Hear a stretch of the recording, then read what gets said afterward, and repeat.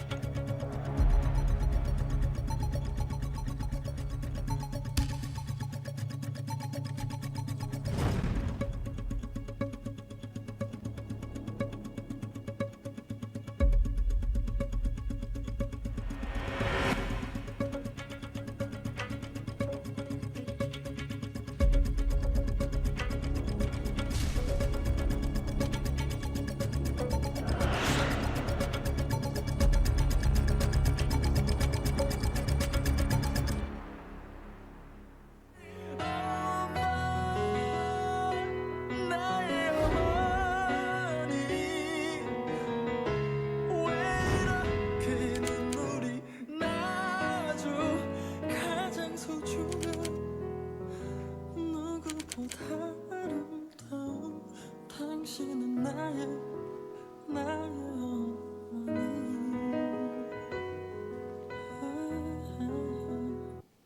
네. 부모의 힘은 참 대단한 것 같습니다. 그렇죠? 이처럼 죽음에서 건져내는 것, 이것이 바로 구원이에요. 희생적인 죽음도 마찬가지입니다. 마치 이들의 희생, 부모의 희생이 있잖아요. 아이를 살리기 위해서 희생하는 모습들도 있었습니다. 예수 그리스도의 구원은 이렇게 희생적인 구원이기도 합니다. 하지만 이 영상에서 보여주는 구원은 육체의 구원이죠. 우리의 몸을 살리는 구원입니다. 하지만 성경에서 얘기하는 구원은, 우리에게 필요한 구원은 무엇이냐면 둘째 사망, 곧 지옥에서 구해야 되는 바로 영혼의 구원이에요. 그렇죠? 그런데 우리가 구원자라고 하면은 이제 세상이 원하는 구원자가 있고 예수님께서 이루신 영혼의 구원이 있습니다. 먼저 세상의 구원자에 관해서 좀 말씀을 드릴게요. 참된 그리스도가 있지만 그 그리스도가 임하기 전에, 재림하시기 전에 거짓 그리스도가 있습니다. 그 거짓 그리스도를 여러분들께 말씀을 드리겠습니다. 세상이 원하는 구원자. 성경에서 말하는 영혼 구원을 말하기 전에는 분명 이것을 알아야 될 필요가 있습니다. 세상이 바라는 구원자는 어떤 사람이냐면 어지러운 세상을 바르게 만들고 질서를 잡고 전쟁을 없애고 평화를 일으키는 사람일 거예요. 성경은 그 구원자를 마지막 때 세상에 드러날 사탄, 그리고 불법자, 멸망의 아들, 즉 적그리스도라고 합니다. 데살로니가 후서 2장 3절로 4절을 제가 읽어드리겠습니다. 누가 아무렇게 하여도 너희가 미혹하지 말라. 먼저 배도하는 일이 있고 저 불법의 사람 곧 멸망의 아들이 나타나기 전에는 이르지 아니하리니 저는 대적하는 자라. 범사에 일컫는 하나님이나 숭배함을 받은 자 위에 뛰어나 자존하여 하나님 성전에 앉아 자기를 보여 하나님이라 하느니라. 자, 예수님이 돌아가시고 그 이후에 사도들이 예수님을 증거하던 시절입니다. 바울이 하는 얘기예요. 당시 사람들이 예수님이 재림하신다, 강림하신다 그러니까, 그런 소문들이 퍼지니까 바울이 예수님이 오시려면 먼저 멸망의 아들이 나타나야 될 것이다. 하나님의 성전에 나타나서 본인이 하나님이다 라고 주장할 것이다. 즉 사단이 하나님의 흉내를 내는 일이 있게 됩니다. 이 일이 요한계시록 13장에 잘 설명이 되어 있는데요. 적그리스도가 나타나서 사람들을 미혹하고 사람들 앞에서 큰 이적들을 보여줍니다. 이스라엘에 예수님이 오셨을 때 많은 사람들이 거부했죠. 그들이 원하는 이상형의 그런 구원자가 아니었어요. 그래서 그들이 원했던 구원은 세상을 구원할 구원자였습니다. 마지막 때에도 마찬가지입니다. 모든 세상 사람들이 예수님의 재림, 예수님과의 관계, 이 복음을 깨닫는 것보다 더 필요한 구원은 세상을 구원할 구원자를 바라고 있어요. 그때 이스라엘 사람들만 그런 실수를 한 게 아닙니다. 지금 살아가고 있는 우리들도 지금 세상이 어떻습니까? 혼란스럽잖아요. 지금 이렇게 갈수록 누구를 원하냐면 세상의 구원자, 절대자, 절대적인 기간 이런 것들을 바라고 있는지도 모릅니다. 자, 세상은 갈수록 전쟁과 내전 또 혹은 큰 갈등, 환경 오염의 문제, 또 환경의 오염의 문제를 규제를 정하자니 따르지 않는 국가들도 많고 난민, 빈부차, 양극화 이런 것들로 질서가 잡히지 않습니다. 갈수록 이러한 심각한 경제적인 문제들, 다들 먹고 살기 힘든 세상으로 점점 변하고 있잖아요. 이때 전 세계적인 경찰의 역할을 하는 이런 좋은 국가가 있죠. 미국이죠. 미국이 이런 역할들을 많이 하잖아요. 유엔도 전쟁을 위해서 이런 역할도 하기도 하고 또 환경적인 것들도 있고 여러 가지 단체들이 있습니다. 그런데 미국을 봤을 때 미국이 점점 요즘에 어떻습니까? 점점 힘을 잃어가고 이제 정책을 좀 많이 바꾸고 있죠. 자국민 정책으로 바꿔가고 있습니다. 그래서 방위비를 상당한 액수를 요구하기도 합니다. 일단 미국 자기 나라가 살아야 될 거 아니에요. 언제까지 지구의 평화를 지켜줄까요? 그럴 수는 없습니다. 엄청난 손실이 있기 때문이죠. 그렇다면 지금 이 시대에 이 세계의 질서를 누가 바로 잡을까요? 이때 필요로 하는 것은 아마도 세상의 질서를 잡아줄 앞서 말씀드린 절대적인 집단 혹은 절대자를 필요로 할 겁니다. 성경에 보면 마지막 때 거짓 그리스도, 적 그리스도가 등장한다라고 해서 이 적 그리스도가 미혹하고 하나님의 능력을 보이고 절대자의 자리에 등극한다라고 했는데 누군가를 지정해서 이 사람이 적 그리스도다라고 말씀드리는 게 아닙니다. 점점 그 가능성이 점점 드러나고 있다는 거예요. 심지어 지금 현실을 보면은 누구나 그 절대자의 필요함에 동의하고 있지 않습니까? 저는 약간 이 복음을 알기 때문에 그런 생각을 하지 않지만 그런 입장들을 내려놓는다면 정말 지금같이 절대자가 필요한 시기가 없다고 생각합니다. 굉장히 절실한 시기예요. 자, 요한계시록 13장 16절로 17절 말씀을 함께 읽겠습니다. 저가 모든 자, 곧 작은 자나 큰 자나 부자나 빈궁한 자나 자유한 자나 종들로 그 오른손이나 이마에 표를 받게 하고 누구든지 이 표를 가진 자 외에는 매매를 못하게 하니 이 표는 곧 짐승의 이름이나 그 이름의 수라. 네, 13장에 나온 적그리스도에 관한 이야기입니다. 전주 한옥마을에 다들 가보셨나요? 네, 가다 보면은 그 표 받지 말라고, 베리칩 받지 말라고 이 전도 노방 전도하는 사람 상당히 많죠. 유난히 이 전주 한옥마을에 많아요. 그런데 이 표 베리칩이 하는 역할이 그렇습니다. 이 베리칩을 몸에 심으면은 이걸로 문도 열고 보안의 일도 해결하고, 뭐 회사 같은 경우는 이 베리칩으로 문을 열고 들어가서 복사기도 돌리고 출입증으로 이제 밥도 먹고 이런 다양한 역할들을 합니다. 근데 이런 것들이 이미 20년 전에 충분히 개발이 되어 있었고 지금은 베리칩이라고 하지만 더 좋은 기술로 발전을 할 수가 있습니다. 그런데 이런 것으로 무엇을 하냐면 매매를 한다. 매매를 이것이 없으면 매매를 못하게 한다라고 되어 있습니다. 표를 받지 않으면 분명 불이익이 있고 불편한 사회가 될 겁니다. 근데 후에 이것들이 이 칩도 그렇고 가상화폐도 그렇고 어떻게 더 발전하고 제도로 도입될지는 모르겠지만 지금 다른 회사도 그렇고 어떠한 큰 회사들도 그렇고 어떠한 나라에서도 그렇고 이런 것들을 많이 도입하고 있는 실태예요. 예전에 이런 것들이 나왔을 때 우리가 어떤 생각을 했냐면 와, 누가 손이나 이마에 표를 받나 칩을 받나 미쳤나 했어요. 그렇지 않았습니까?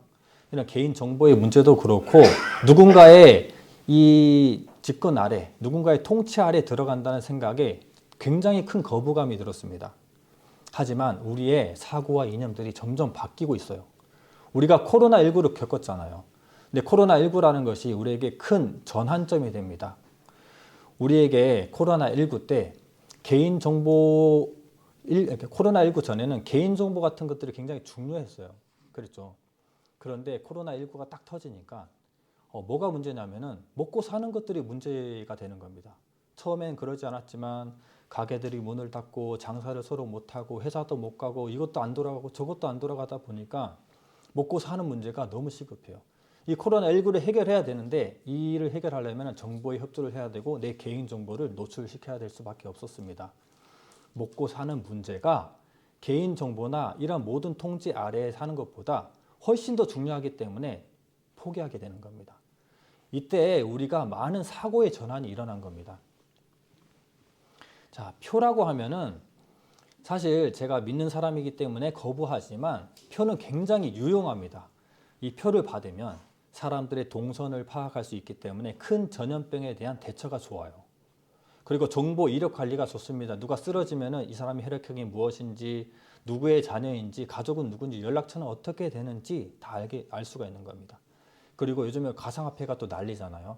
점점 제도화되면서 화폐가 전환하고 있는 시점입니다. 물론 뭐 비트코인 이런 것들은 이 보석 같은 개념으로 존재하겠지만 우리가 달러나 원화 이런 것들은 스테이블 코인으로 1대1로 교환이 되기 때문에 뭐 안 산다고 손해보거나 그러진 않습니다.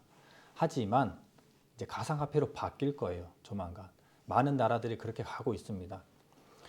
이런 가상화폐가 있다면 이 칩에다가 돈을 넣을 수가 있어요. 지금은 우리가 휴대폰으로 거래하지만 단순히 은행을 믿고 숫자로 거래하는 것뿐이지 이 핸드폰 안에 그 많은 돈 뭉치가 들어있는 게 아니잖아요. 그렇죠? 하지만 칩이 있다면 이 코드로 되어 있는 이 가상화폐들이 전부 다 들어갈 수가 있습니다. 은행의 개념이 필요 없이 내가 은행이 되는 거예요. 얼마나 편리합니까? 편리하죠. 그렇게 구매하고 판매하고 하다 보면 그 구매 이력들이 다 남기 때문에 검은 돈도 없어져요. 예. 그렇기 때문에 표를 받는 것, 이것으로 매매하는 것, 이것들이 지금 점점 현실의 모습으로 드러나고 있는 것이고 점점 우리들은 거기에 동의하고 있는 거예요. 그 마음들이 바뀌고 있는 겁니다.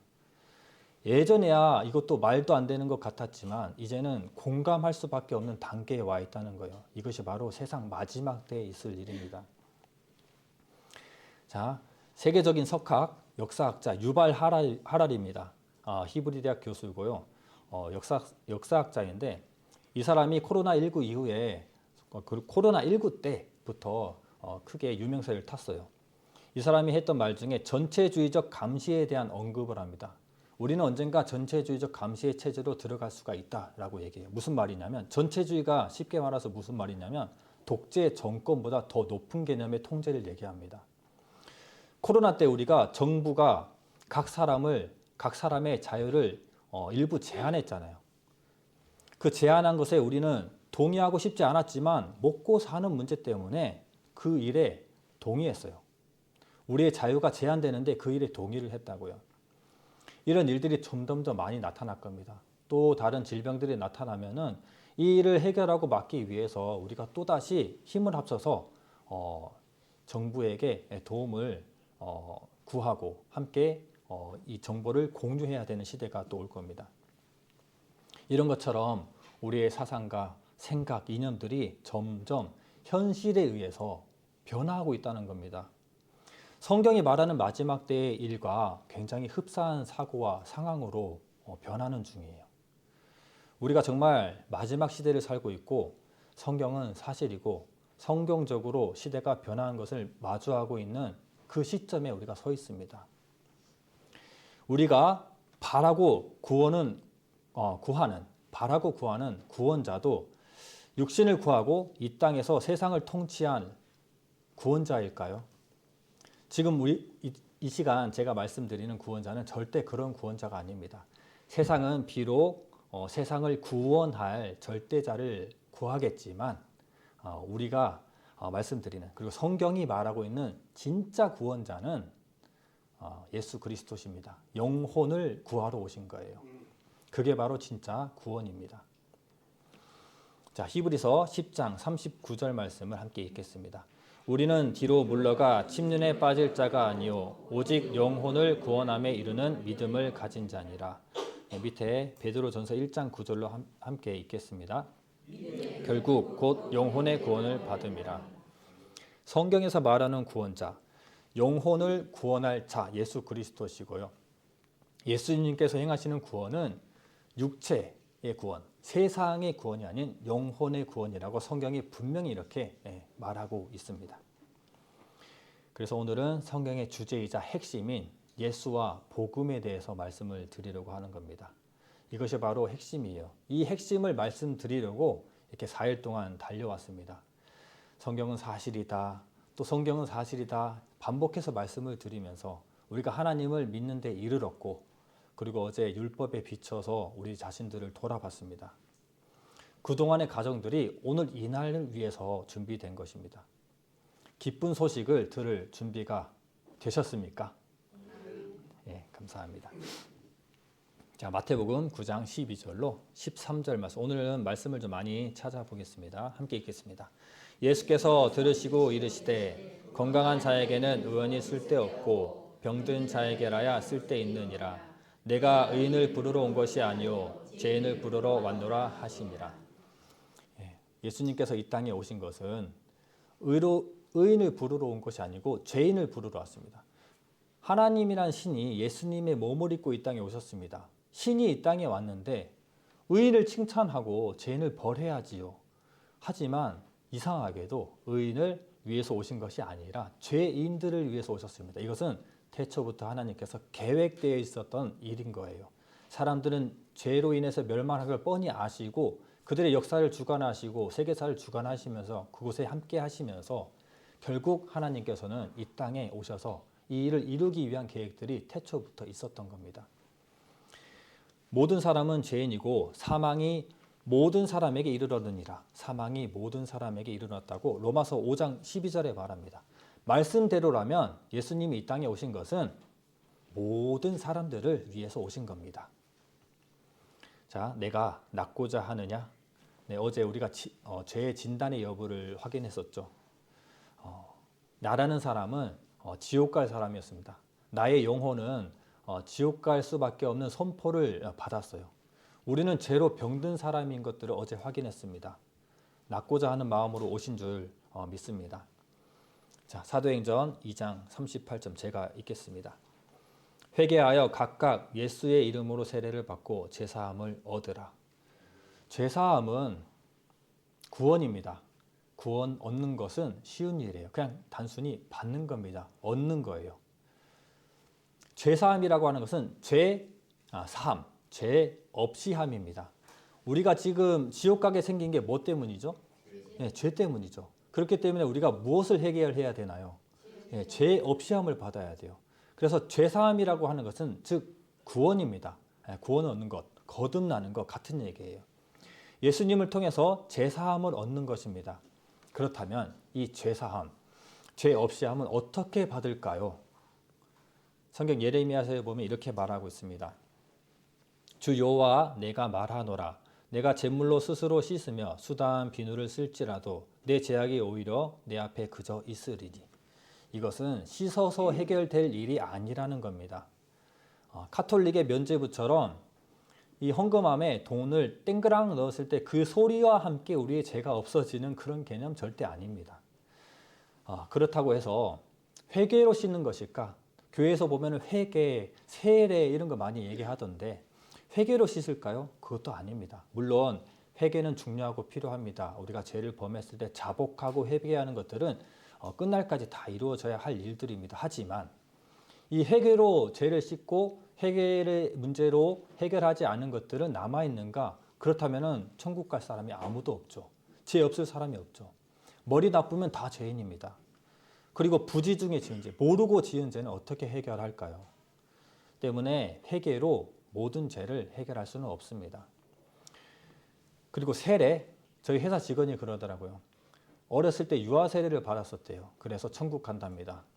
그래서 정말 콧방귀가 나오더라고요. 참 안타깝게 생각했습니다. 세례를 받아서 죄가 없어지는 것도 아닙니다. 그리고 우리 아이도 천국에 가기 위해서 철저하게 유아 세례를 받게 해야지, 절대 그렇지 않죠. 세례로 받아서 해결되는 것도 아닙니다. 세례는 단지 물에 잠기는 죽음을 상징을 하는 거예요. 그래서 내가 한번 예수와 함께 죽었습니다 라고 하는 그리스도인의 선포지 이걸로 인해서 내가 구원받는다 이것은 아닙니다. 즉 정리해 보면 씻어서 깨끗해지는 죄사함을 받는 게 아닙니다. 돈으로도 해결할 수 있는 게 아니에요.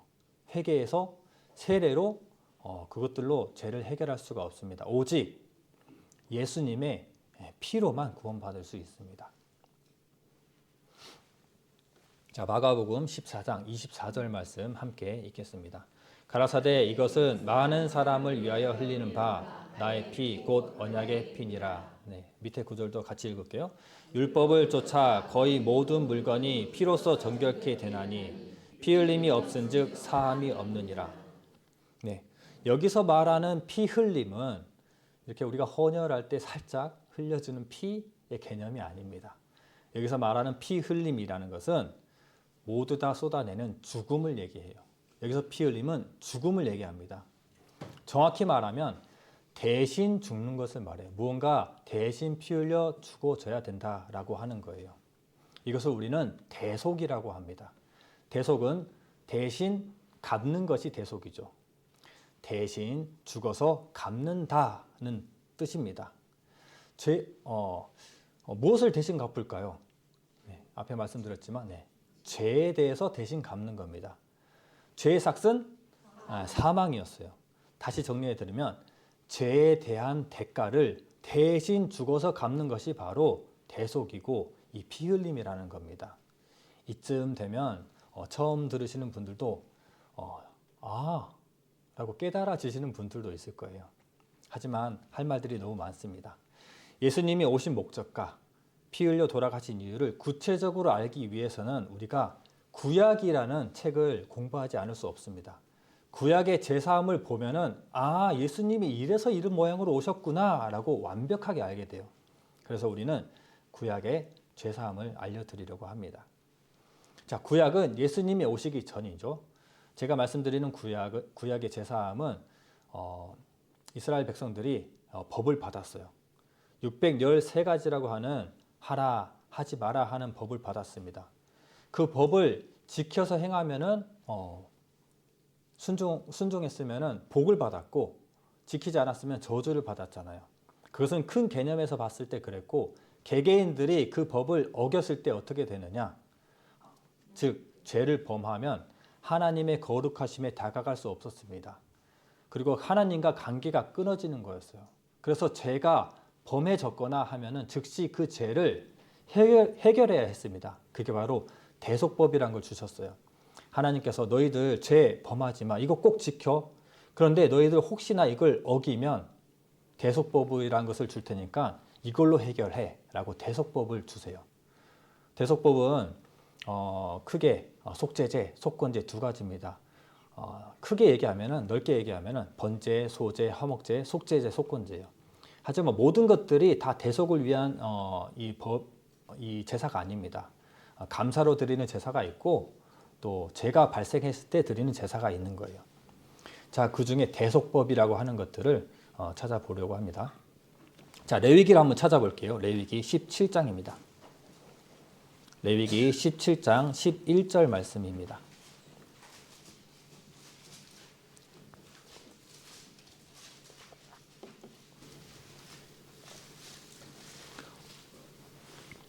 예, 레위기 17장 11절 말씀 함께 읽겠습니다. 육체의 생명은 피에 있음이라 내가 이 피를 너희에게 주어 단에 뿌려 너희의 생명을 위하여 속하게 하였나니 생명이 피에 있으므로 피가 죄를 속하느니라. 네, 대속이라고 하는 이 죄사함의 원리는 피가 죄를 대신하는 겁니다. 무엇인가 대신 죽어주는 거예요. 내가 죽을 수는 없잖아요. 그러니까 무엇인가 대신 죽어주는 겁니다. 레위기의 대속법은 사람의 죄가 발생했을 때 짐승이라고 하는 제물에게 죄가 전가되는 원리입니다. 짐승이 그 죽음으로 죄의 대가를 치르는 거예요. 죄가 발생하면 그 죄의 대가는 죽음이잖아요. 본인이 죽으면 아무 의미가 없잖아요. 그렇죠? 그렇기 때문에 그 사람을 대신해서 하나의 짐승이 필요한 겁니다. 짐승을 죽여서 그 짐승으로 하여금 그 대가를 치르도록 하는 거예요. 그게 바로 레위기에서 얘기하는 하나님께서 주신 대속의 법입니다. 죄사함의 원리예요. 혹 이 모습을 보고 뭐야 이렇게 야만적이고 이상하지? 라는 생각이 들 수도 있습니다. 하지만 이것은 이 백성들로 하여금 죄를 짓지 않도록 하기 위한 질서의 방법입니다. 우리에게 법이 있는 이유와 마찬가지예요. 우리에게 법이 있는 이유가 뭐죠? 네, 질서를 지키기 위함이잖아요. 근데 우리가 질서를 위해서 법을 지킵니까? 따지고 보면은 정확히 말하면은 잘못에 대한 대가와 손실이 있기 때문에 그것을 지키고 그 질서 안에 들어가는 겁니다. 마찬가지예요. 율법이 하는 역할 중에 하나는 그들에게 죄를 범하지 않도록 하는 질서이고 그 질서를 통해서 죄에 대한 대가가 있었던 거예요. 그 죄에 대한 대가를 피해가기 위해서 그리고 그 대가와 손실이 두렵기 때문에 죄를 짓지 않게 만드는 겁니다. 그게 바로 이 대속법에 법이 있는 이유입니다. 절대 야만적이고 이상한 것이 아니에요. 자, 이것은 창세기 때도 이 대속의 비밀이 숨겨져 있습니다. 창세기에 아담과 하와를 만드셨고 동산 중앙에는 이 선악과라는 것이 있었잖아요. 하나님께서 약속하셨습니다. 이 선악과를 따먹지 말거라. 따먹으면 어떻게 된다? 내가 먹는 날에는 정령 죽으리라 라고 창세기 2장 17절에 얘기합니다. 그들은 결국 불순종으로 나무의 실과를 따먹어 버려요. 그리고 하나님과 같이 선과 악을 구별하는 이 눈을 떠버립니다. 그래서 자기들의 몸을 보니까 벗은 몸이 부끄러워졌어요. 그래서 빨리 무화과 나무 잎을 엮어서 치마를 만들고 숨습니다. 왜요? 죄를 범했기 때문에 부끄러움을 당하게 된 것이고 이제는 하나님이 너무 두려운 거예요. 약속을 어겼잖아요. 그런데 그들은 그것을 따먹기 때문에 정령 죽으리라, 죽음에 이르러야 되는데 어떻게 되느냐? 창세기 3장 21절입니다. 여호와 하나님이 아담과 그의 아내를 위하여 가죽옷을 지어 입히니라. 물론 그들은 그 죄로 인해서 에덴 동산에서 쫓겨납니다. 땅은 가시와 엉겅퀴를 내고 남자는 얼굴에 땀을 흘리며 일을 하는 수고를 해야 되고 여자는 해산의 고통을 겪게 됩니다. 하지만 그 즉시 죽지 않았어요. 왜인 줄 아십니까? 이 가죽옷의 비밀이 있습니다. 하나님께서는 아담과 하와에게 가죽옷을 지어 입혔습니다. 아니, 죄 지은 그들에게 뭘 잘했다고 가죽옷을 지어 입힐까요? 그들의 죄의 대가가 사망인데 그들이 죽지 않고 무언가 짐승이 죽었다는 겁니다. 짐승이 대신 죽었고 때문에 그들은 죽음을 면했고 그리고 가죽옷을 그들에게 입힌 겁니다. 이처럼 에덴 동산의 이야기 속에서도 대속의 비밀들이 다 숨겨져 있던 거예요. 이사야 59장 2절 말씀을 함께 읽겠습니다.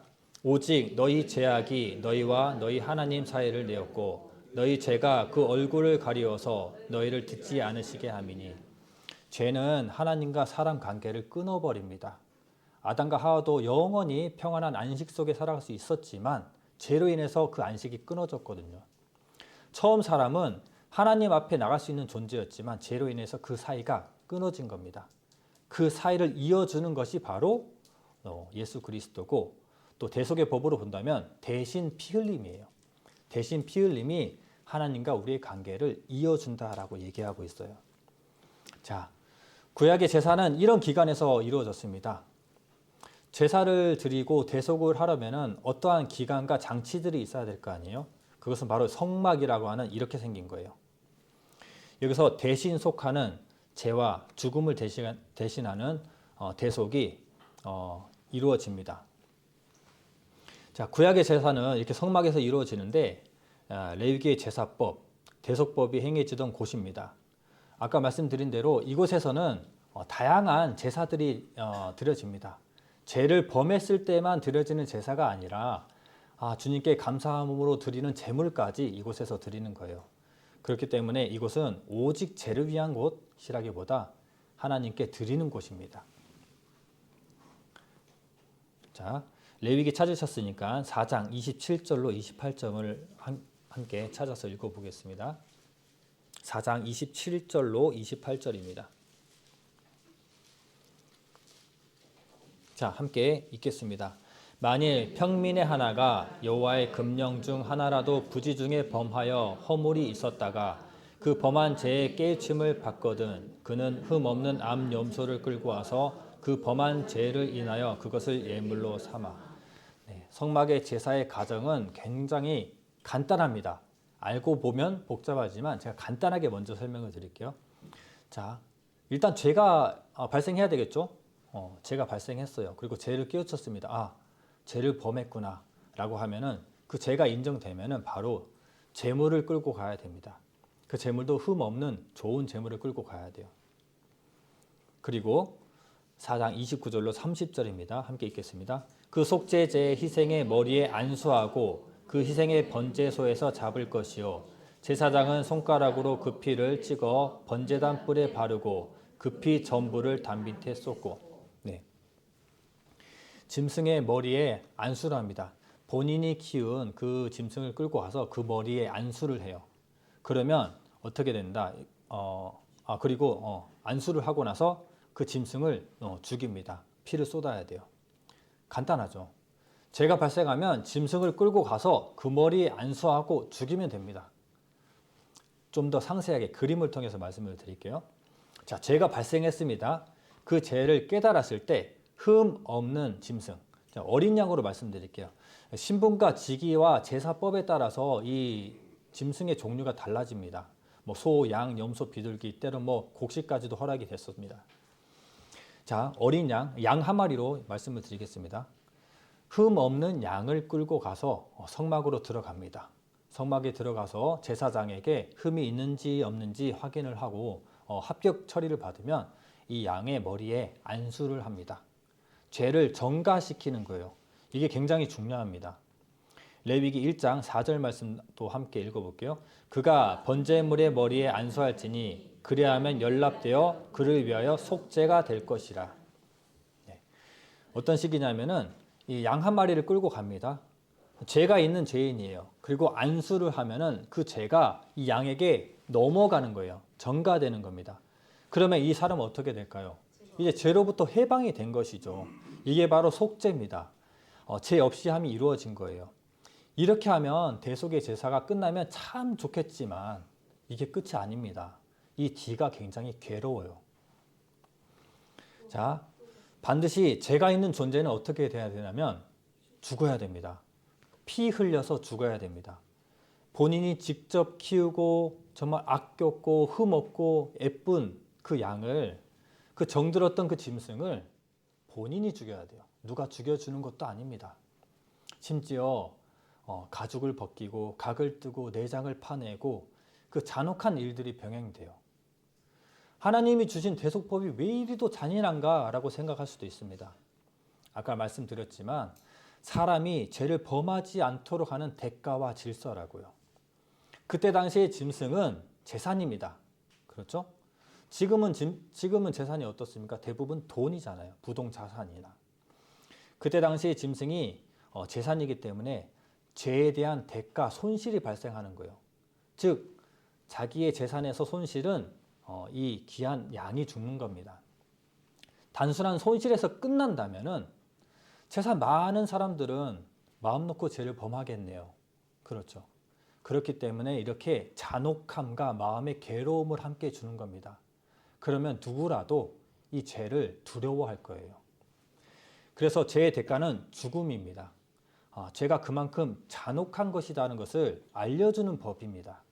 이것은 이상한 법이 아니에요. 죄가 그만큼 힘들고 두렵고 위험하고 좋지 않은 것이다 라고 강조해주고 있는 거예요. 이렇게 하면 사람들이 죄를 지을까요? 안 지을까요? 네, 죄 짓기가 두렵겠죠. 하지만 죄를 지을 수밖에 없습니다. 이 방법은 유한한 것입니다. 일회용이에요. 이 대속법을 행하고 정말 아깝다 그리고 괴롭다 하고 문 앞을 나가서 성막 문 앞을 나가서 또다시 죄를 범하면 다시 원점입니다. 이 죄는 완벽하지 않은 것이에요. 이렇게 일회용이라면 굉장히 좀 안타깝잖아요. 그래서 하나님께서는 큰 배려하는 마음으로 1년에 한 번 모든 백성의 죄를 해결하는 대속죄일이라는 것을 주십니다. 이것은 1년에 한 번 행해지는 것인데 죄가 있는 많은 백성들은 할 것이 없습니다. 그냥 금식하고 기도하고 기다리는 일이 다예요.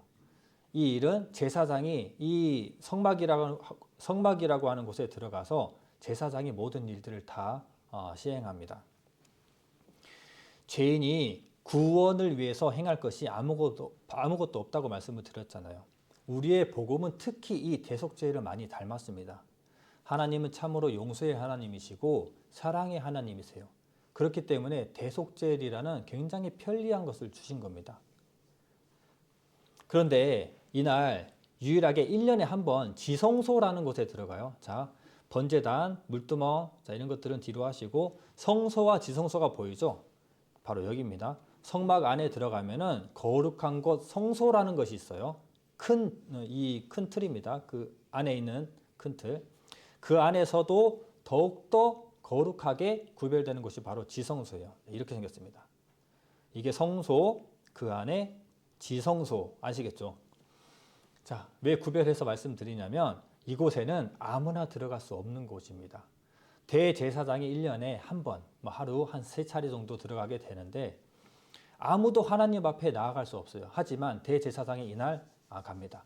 그 지성소 안에는 무엇이 있냐면 우리가 생각하는 그 법궤가 들어있는 언약궤가 있어요. 하나님이 어디에 임재하셨냐면 언약궤 뚜껑이 시은소라고 하는 곳에 구름 기둥으로 임재하셨거든요. 하나님께서 이곳에 임재하셨기 때문에 지성소에 들어간다는 것은 누굴 만나러 가는 거예요? 하나님을 만나러 가는 겁니다. 그런데 1년에 한 번 만나러 가는 거예요. 그런데 이 지성소는 휘장이라고 하는 것으로 가려져 있습니다. 굉장히 두껍고 무겁고 튼튼한 커튼입니다.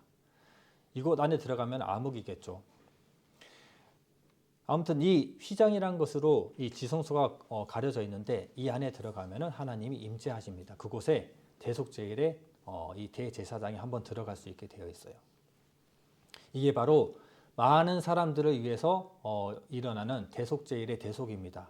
똑같습니다. 대속의 법은.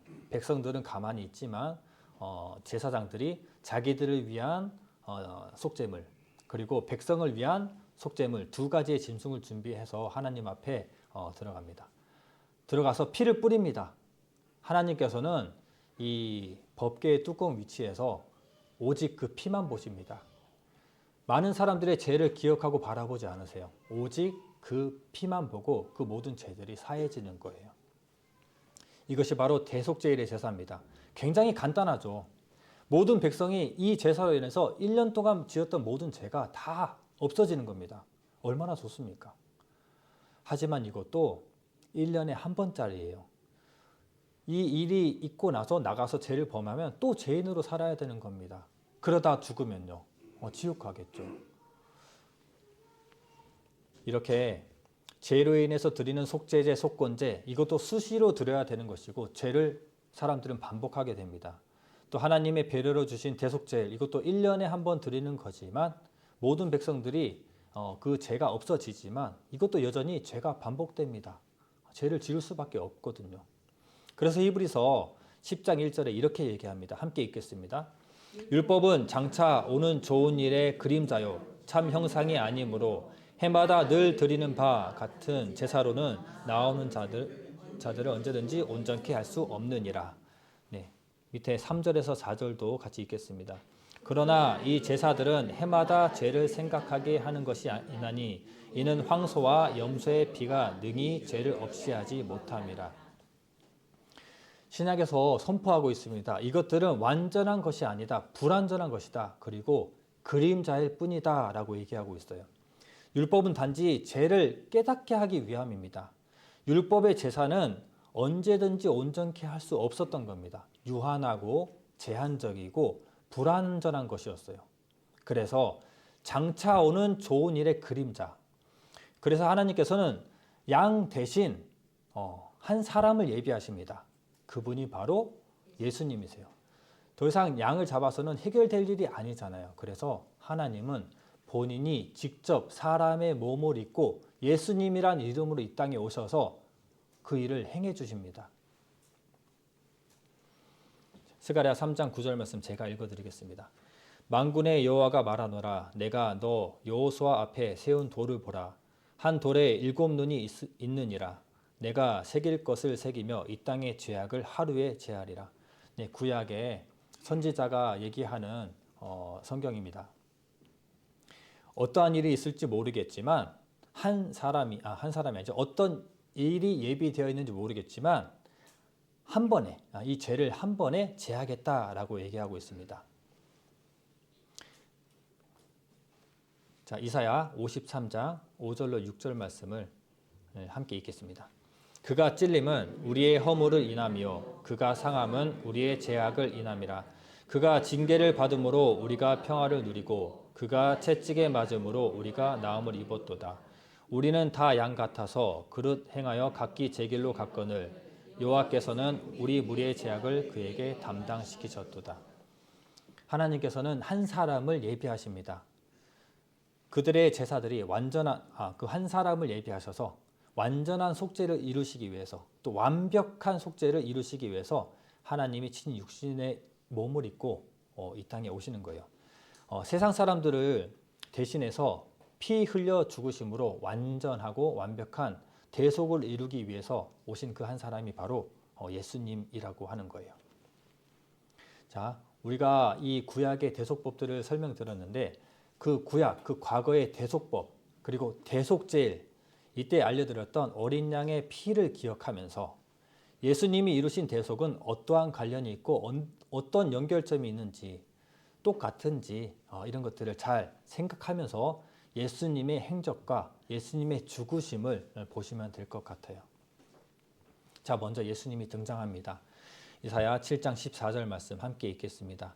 그러므로 주께서 친히 징조로 너희에게 주실 것이라.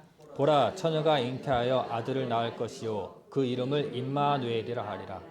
임마누엘이라고 하는 뜻은 하나님이 우리와 함께 계시다라는 거예요. 예수님이 이 땅에 오시는데 그분은 하나님이십니다. 임마누엘이라고 합니다. 내가 내 죄로 죽을 수 있습니까? 뭐 죽을 수 있지만 죽으면 의미가 없잖아요. 그러면 나 대신 누가 죽어줄 수 있을까요? 날 사랑하는 아까 봤던 희생하는 어머니가 날 대신 죽어주면 될까요? 그러면 되겠네요. 내 죄가 있으니까 나 대신 어머니가 죽어주면 되겠네요. 아버지가 죽어주면 되겠네요. 하지만 그게 가능할까요? 가능하지도 않고 가능하다 하더라도 이것은 대속을 이루지 못합니다. 왜냐하면 우리 어머니도 죄인이고 우리 아버지도 죄인이기 때문이죠. 우리의 죄를 담당할 사람은 아담의 혈통으로 와서는 안 됩니다. 아담은 죄인이었고 아담을 이유로 모든 사람들이 다 죄인이었잖아요.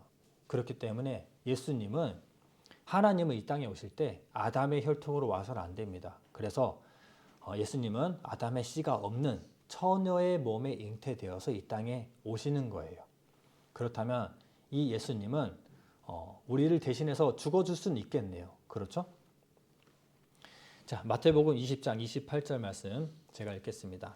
인자가 온 것은 섬김을 받으려 함이 아니라 도리어 섬기려 하고 자기 목숨을 많은 사람의 대속물로 주려 함이니라. 예수님이 이 땅에 오신 것은 사람들의 그 영원한 생명을 얻게 하기 위해서 이 땅에 오신 겁니다. 때문에 한 마리의 어린 양처럼 대속 제물로 오신 거예요. 그냥 오신 것이 아니라 대속 제물로 오셨다고 성경이 이렇게 선포하고 있습니다. 자, 요한복음 1장 29절 말씀 함께 읽겠습니다. 이튿날 요한이 예수께서 자기에게 나오심을 보고 가로되 보라 세상 죄를 지고 가는 하나님의 어린 양이로다. 네, 예수님이 이 땅에 오신 이유와 목적을 이루는데 이제 공생애를 시작하게 됩니다. 하지만 시작하기 전에 아주 중요한 일이 하나 있어요. 그때 당시 광야에는 유명한 한 사람이 있었습니다. 세례 요한이요. 세례 요한이 사람들에게 회개하라 천국이 가까웠다라고 하면서 물로 많은 사람들에게 세례를 주는 역할을 했습니다. 마태복음 3장 11절에는 이렇게 말하고 있어요. 나는 너희로 물로 세례를 주지만 내 뒤에 오시는 분은 성령으로 세례를 줄 것이다 라고 얘기해요. 본인은 물로 세례를 주고 있지만 내 뒤에 누군가가 온다. 하지만 그분은 성령으로 세례를 줄 것이다 라고 늘 얘기를 했습니다. 그러자마자 이제 어느 순간 예수님께서 오신 거예요. 세례 요한은 보고 바로 알아봤습니다. 보자마자 예수님을 보고 얘기합니다. 보라, 세상 죄를 지고 가는 하나님의 어린 양이로다 라고 말합니다.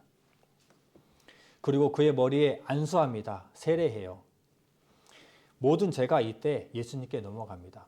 우리가 아까 죄 있을 때 짐승을 한 마리 끌고 왔잖아요. 그 짐승에게 우리의 죄를 전가시키는 안수를 했잖아요. 마찬가지로 예수님이 이 요한에게 세례를 받으면서 그 세상의 모든 죄, 세상 죄가 예수님에게 안수되고 전가된 겁니다. 그 선포가 바로 이 요한의 세례입니다. 정확히 말씀드리면 안수하기 전에 이미 죄는 전가되어 있었습니다. 세례 요한은 그 행위를 통해서 많은 사람들에게 선포되었을 뿐이지 아까 이사야서 53장 6절에 읽어봤잖아요. 우리 무리의 죄악을 그에게 담당시키셨도다. 이미 담당되어 있었던 겁니다. 그래서 요한이 그랬죠. 보자마자 보라 세상 죄를 지고 가는 하나님의 어린 양이로다. 이 그림에 보면은 세례받고 뭔가 가져가는 것 같지만 이미 가지고 오셨습니다. 이미 세상 죄를 짊어지고 있었어요. 예수님께서는. 하지만 그 세례로 인해서 선포되는 겁니다. 그 세례로 인해서 우리의 죄가 그쪽으로 넘어가는 선포가 이루어지는 거예요. 자, 거기에 세상죄라고 하는 그 죄에는 우리의 모든 죄가 포함됩니다. 여러분의 모든 죄가 다 포함돼요. 이 세상 처음부터 이 세상 끝날까지, 이 세상 처음 사람 아담부터 이 세상 마지막 사람 아담까지의 죄가 모두 다 이 세상 죄 안에 들어가는 겁니다. 그렇다면 나의 오늘까지 지은 죄 외에도 내일 지을 죄, 그리고 미래에 지을 죄, 내가 죽기 전에 지을 죄들도 여기 있을까요? 네, 맞습니다. 세상 죄 끝에서부터 처음 끝에서 마지막 끝에서까지니까 나의 과거, 현재, 미래 모든 죄가 다 이 안에 들어있는 거예요. 자, 그럼 여러분은 어떻게 됐죠? 자유함을 얻었죠. 대속이 이미 이루어진 겁니다. 이때. 그렇다면 아까처럼 이렇게 대속이 이루어지면 참 좋겠지만 어떤 일이 있어야 되죠? 예수님이 죽어야 돼요. 그분은 죄가 없지만 우리 죄 때문에, 나의 죄 때문에 피 흘려 죽어야만 했습니다. 그리고 예수님은 이 일 이후에 공생애를 시작하십니다. 이 땅에 오신 목적들을 이루세요. 죄인들을 부르고 병자들을 부르고 올바른 가르침을 주면서 병든 자를 고치고 죄인들을 용서하고 귀신들을 물리칩니다. 이러한 능력으로 하나님의 능력을 보이면서 예수 그리스도가 구원자다라는 것들을 사람들에게 보여주십니다. 하지만 사람들은 예수님이 그들이 원하는 메시아의 모양이 아니었어요. 백성들은 세상을 구원할 육신의 구원자만 원하고 있었어요. 심지어 예수님의 제자들도 그것을 원했습니다. 육신의 구원자, 세상을 이길 구원자를 원했어요. 그래서 나중에 예수님이 이 전 세계를 통치할 때 네가 오른편에 설래, 내가 오른편에 설래 서로 싸웠단 말이에요. 그만큼 아는 사람이 없었습니다. 예수님의 그 구원의 계획을요. 결국 이스라엘 백성들은 메시아를 알아보지 못하고 예수님을 거부합니다. 그 며칠 전에 말씀드렸지만 이스라엘 사람들은 예수를 죽이고자 로마 총독에게 끌고 갑니다. 빌라도에게 데려가요. 근데 빌라도가 보니까 죄가 없어요. 죽일 이유가 하나도 없는 겁니다. 사람들에게 선포합니다. 이 사람은 죄가 없다라고 선포하니까 많은 사람들이 십자가에 못 박아라, 십자가에 못 박아라 얘기합니다. 그래서 빌라도가 그러면 정말 악한 죄인 바나바를 풀어줄 테니까 너희들 예수를 놓아줄래? 반대인가요? 바나바랑 바꿀래? 라고 했더니 이 악한 죄인이랑 바꿀 수가 없잖아요. 그래도 그러면은 바나바를 놓아줘라, 놓아줘라 외칩니다. 예수를 죽이라는 거예요. 그리고 그들 앞에서 손을 씻어버립니다. 나는 이 일에서 손 떼겠다. 너희들이 알아서 해라. 그래서 이 백성들이 예수를 죽이기로 마음먹습니다. 십자가에 못 박는 일들을 행하게 됩니다. 자, 마가복음 15장 17절로 19절 말씀 찾아보겠습니다. 마가복음 15장입니다.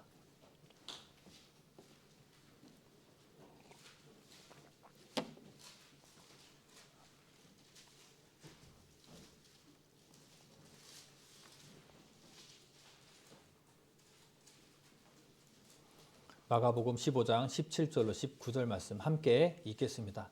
예수에게 자색 옷을 입히고 가시 면류관을 엮어 씌우고 예하여 가로되 유대인의 왕이여 평안할지어다 하고 갈대로 그의 머리를 치며 침을 뱉으며 꿇어 절하더라.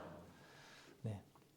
예수님은 한 마리의 어린 양이 죽듯이 죽음을 맞이합니다. 20절도 함께 읽겠습니다.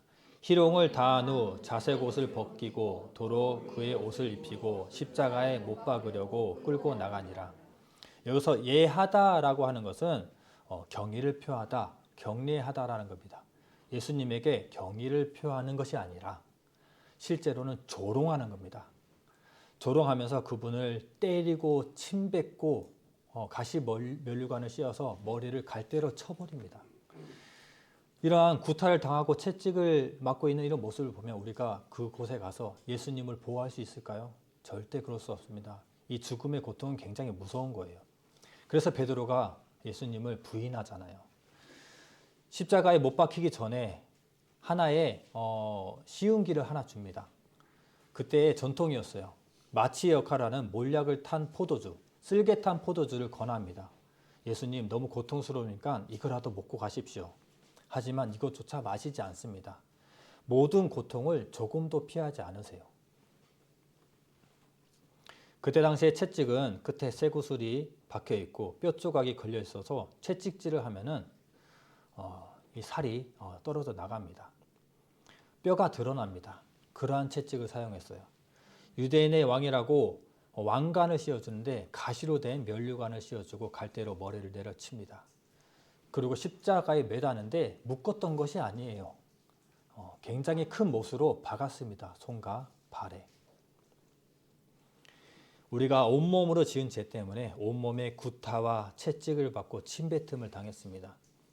우리가 생각하는 모든 죄 때문에 가시면류관을 쓰셨어요.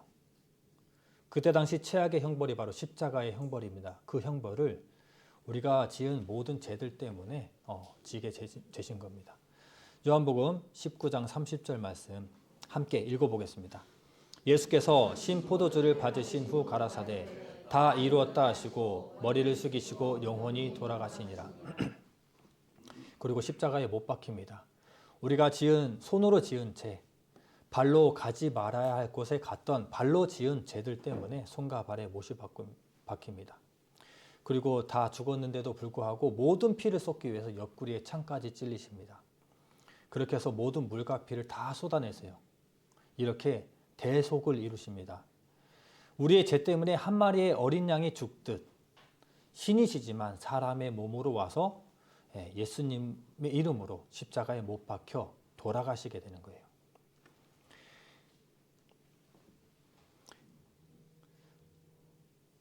이렇게 해서 우리의 모든 대속들을 이루시고 단순히 대속만을 이루신 것이 아닙니다. 우리를 향한 사랑을 완성했다라고 얘기합니다. 이따가 다시 설명드릴게요. 자, 그렇다면 우리가 아까 읽었던 이 말씀을 다시 한번 읽어볼까요? 어떻게 다가오는지 우리에게. 이번에는 우리라는 말을 빼고 나라는 단어로 바꿔서 읽어볼게요. 시작. 그가 찔림은 나의 허물을 인하며 그가 상함은 나의 죄악을 인함이라. 그가 징계를 받음으로 내가 평화를 누리고 그가 찢음받음으로 내가 나음을 얻도다. 나는 양 같아서 그릇 행하여 각기 제 길로 갔거늘 여호와께서는 나의 죄악을 그에게 담당시키셨도다. 네. 우리는 이렇게 구원받은 겁니다. 생각보다 어렵지는 않죠. 이제 막 깨달아져서 구원받으신 분들 있을 거예요. 굉장히 축하를 드립니다. 하지만 성경은 좀 더 분명한 설명들이 필요로 해요. 좀 더 설명을 드릴게요. 자, 이제는 또 다른 제사가 필요할까요? 또 다른 누군가가 와서 죽을 필요가 있을까요? 아닙니다. 예수님의 제사는 단번에 이루어지는 완벽한 제사입니다. 히브리서 9장 12절 말씀 읽어보겠습니다. 염소와 송아지의 피로 아니하고 오직 자기 피로 영원한 속죄를 이루사 단번에 성소에 들어가셨느니라. 네, 단번에 성소에 들어가셨다. 단번에 제사로 모든 것들을 이루셨다라고 하는 것은 단 한 번의 제사로 영원한 속죄를 이루셨다라고 합니다. 우리에겐 더 이상 이제 제사가 필요 없어요. 속죄의 제사가 더 이상 필요 없습니다. 자, 히브리서 9장 18절 말씀도 읽어보겠습니다. 다시 죄를 위하여 제사 드릴 것이 없느니라.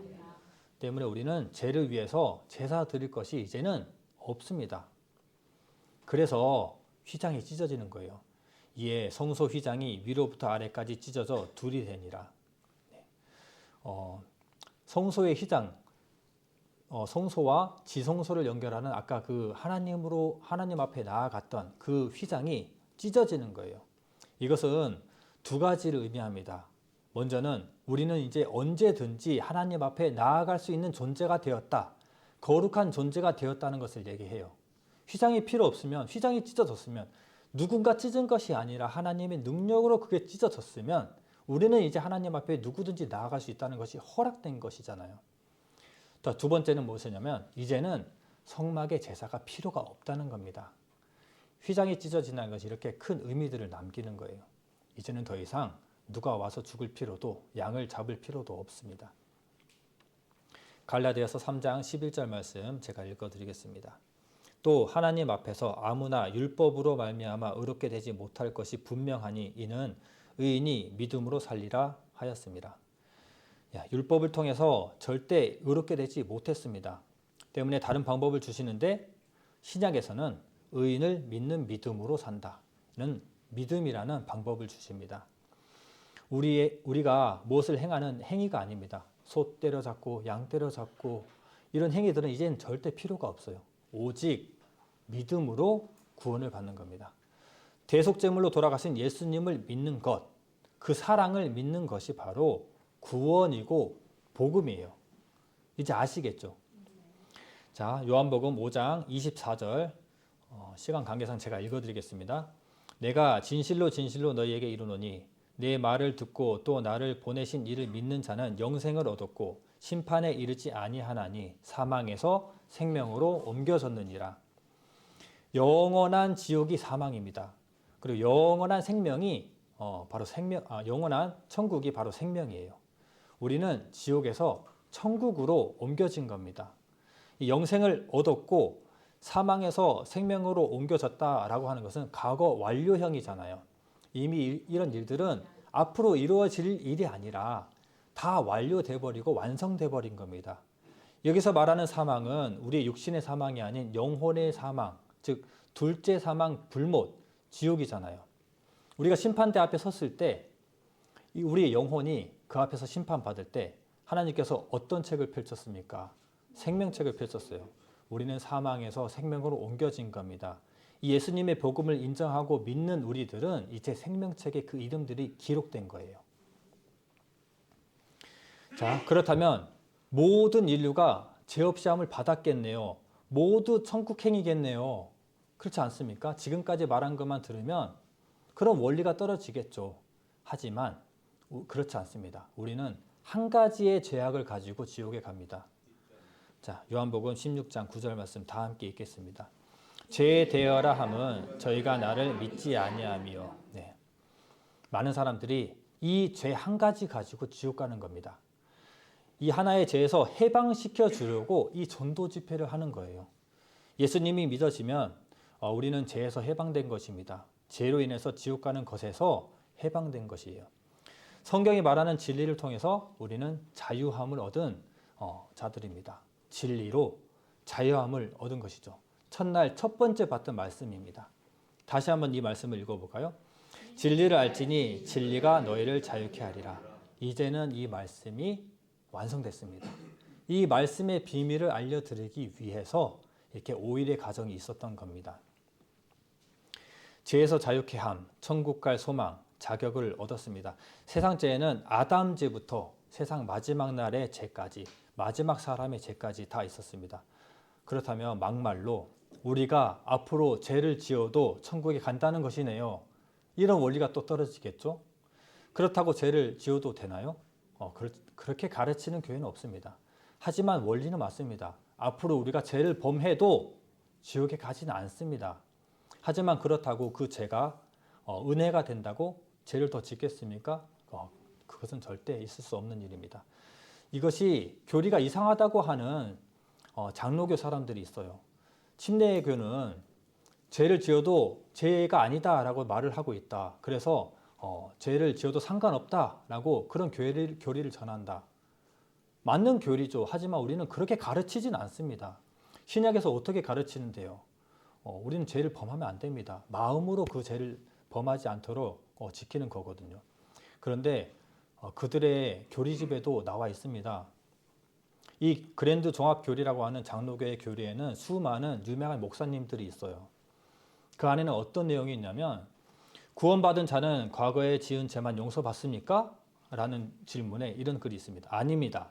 만약 구원받은 자가 과거 지은 죄만 용서받는다면 현재 짓고 있는 죄나 미래에 지을 수밖에 없는 죄들은 해결되지 못하며 인간은 결국 죄인으로 남을 수밖에 없습니다. 네, 그렇죠? 따라서 과거 지은 죄에 대한 용서는 구원을 완전하게 설명하는 것이 되지 못합니다. 구원은 과거의 죄뿐 아니라 현재와 미래에 지을 죄까지 완전히 용서하는 것입니다.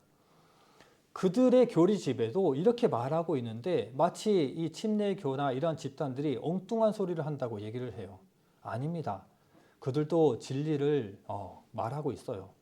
괜히 다른 길이기 때문에 조금 비꼬아서 얘기하는 건 아닌가라는 생각이 듭니다. 여러 교리집에도 이렇게 다 나와 있습니다. 같은 복음을 외치는 거예요. 우리는 단지 이 복음의 핵심이 중요하기 때문에 이것을 보여주는 것이고 과학과 이런 것들을 사용해서 객관적인 것들을 원하는 사람들에게 증명하는 겁니다. 다른 집단이 아니에요. 예수님의 복음은 똑같습니다. 자, 아까 말씀드렸지만 로마서 6장 1절로 2절입니다. 그런즉 우리가 무슨 말 하리요? 은혜를 더하게 하려고 죄에 거하겠느냐? 그럴 수 없느니라.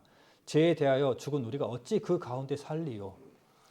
자, 신약에서 이렇게 가르치고 있고 우리도 이 일을 따라서 본을 받아서 죄를 범하지 않도록 살아갑니다. 구약의 율법을 행위로 힘겹게 지켰다면은 신약에는 어떻게 되냐면 우리는 하나님의 사랑을 확인했고 진리를 깨달은 사람들입니다. 그래서 그 율법을 기쁨과 감사로 지킬 수 있는 겁니다. 은혜 입은 우리들이 마음으로 죄를 멀리하고 선을 행하면서 살아가는 거예요. 신앙생활을 하게 되는데 하나하나 그리스도인다운 행실로 예수님의 가르침을 받아서 예수님을 닮아가는 삶을 살아가는 것이 바로 우리 기독교의 행실입니다. 그렇기 때문에 죄를 더하려고 은혜에 거할 그럴 일은 없습니다. 죄를 범하는 자체가 이제 마음으로 허락이 되지 않아요. 물론 죄를 범할 수 있지만 그것이 지옥 갈 죄가 되진 않습니다. 하지만 자복하고 회개하는 과정들도 필요합니다. 혹 또 꼬일 수 있기 때문에 말씀드리면 회개를 놓쳤다고 지옥에 가는 것도 아닙니다. 그것이 우리의 대속의 역할을 할 수 없어요. 오직 예수님의 피만이 우리를 그 길로 인도할 수 있는 겁니다. 자, 그리고 이 한 가지를 말씀드리지 않을 수가 없습니다. 부활하신 예수님이에요. 자, 고린도전서 15장 3절로 4절입니다. 내가 받은 것을 먼저 너희에게 전하였노니 이는 성경대로 그리스도께서 우리 죄를 위하여 죽으시고 장사 지는 바 되었다가 성경대로 사흘 만에 다시 살아나사. 예수님이 죽고 끝나버리면은 안 됩니다. 혹 미친 사람이나 사탄이 이런 일들을 행해서 십자가에 못 박혀 죽을 수도 있어요. 하지만 예수님이 다른 것은 무엇이냐면 부활하셨다는 겁니다. 부활을 하셔야만이 우리도 이 부활 소망을 가지고 살아갈 수 있습니다. 혹여나 정말 앞에 말씀드린 대로 누군가 미친 사람이 이 일을 행했으면은 예수님이 죽고 끝나면은 단순한 사람에 불과하고 사단의 일이 될 수도 있습니다. 하지만 예수님께서는 부활하십니다. 그래서 우리는 아담과 함께 불순종했지만 예수님과 함께 십자가에 매달렸고 함께 죽었고 그리고 예수님께서 부활하신 것처럼 우리도 부활의 소망을 바라보는 자들입니다. 그렇기 때문에 예수님의 구원은 굉장히 완벽하죠. 자, 다시 처음에 니고데모와의 대화를 한번 읽어볼게요. 다 함께 읽어보겠습니다. 가라사대 진실로 진실로 내게 이르노니 사람이 거듭나지 아니하면 하나님 나라를 볼 수 없느니라. 이제는 이 대화가 이해가 됩니다. 아, 거듭나지 아니하면 하나님 나라를 볼 수 없구나. 나더러 주여 주여 하는 자마다 다 천국에 들어가는 것이 아니구나. 이것을 알게 되는 거예요. 이상하고 어려운 내용들이 아닙니다. 대속의 비밀을 알면 성경의 모든 것들이 다 풀어지게 되어 있습니다. 거듭나셨습니까? 구원 받으셨나요? 죄사함 받았습니까? 네, 예수님이 십자가에 피 흘려 돌아가심과 그 부활하심을 믿습니까? 네, 이게 바로 복음이고 참 자유함입니다. 자, 마무리를 하겠습니다. 마태복음 22장 37절로 39절 말씀을 다 함께 읽어보겠습니다. 예수께서 가라사대 내 마음을 다하고 목숨을 다하고 뜻을 다하여 주 너의 하나님을 사랑하라 하셨으니 이것이 크고 첫째 되는 계명이요 둘째는 그와 같으니 내 이웃을 내 몸과 같이 사랑하라 하셨으니 613가지의 율법은 10계명으로 함축이 된다고 했습니다. 10계명은 하나님 사랑과 이웃 사랑으로 함축됩니다. 그리고 이 하나님 사랑과 이웃 사랑은 사랑이라는 한 단어로 함축됩니다. 구약에 주신 율법은 즉 사랑인 거예요. 자, 로마서 13장 10절 말씀 다 함께 읽겠습니다. 사랑은 이웃에게 악을 행치 아니하나니 그러므로 사랑은 율법의 완성이니라. 예수님의 죽으심은 단순한 죽음이 아닙니다. 율법을 완성하는 것이고 대속을 이루는 것이고 동시에 사랑을 완성하는 겁니다. 율법의 결국은 사랑이었어요. 사람을 향한 사랑을 증명한 겁니다. 하나님께서 사람을 사랑하셨잖아요. 처음부터 사람이 죄를 행할 줄 알고 대속의 역사를 계획하셨던 겁니다. 내가 이렇게 그 땅에 가서 이 사람들을 위해서 대속제물로 박혀서 피 흘려서 이 많은 사람들을 사랑한다는 것을 증명해야지라는 계획이 있었던 거예요. 그리고 그 사랑을 우리가 이제는 선택하는 겁니다. 믿음으로. 이것이 바로 성경이 말해주고 있는 아주 크나큰 복음이고 그 비밀입니다. 사람을 만드신 목적이 사랑이었습니다. 그 일을 이루십니다. 하나님은 사랑이십니다. 네, 이게 바로 복음입니다. 여기까지 전도 집회 말씀들이 다 끝났어요.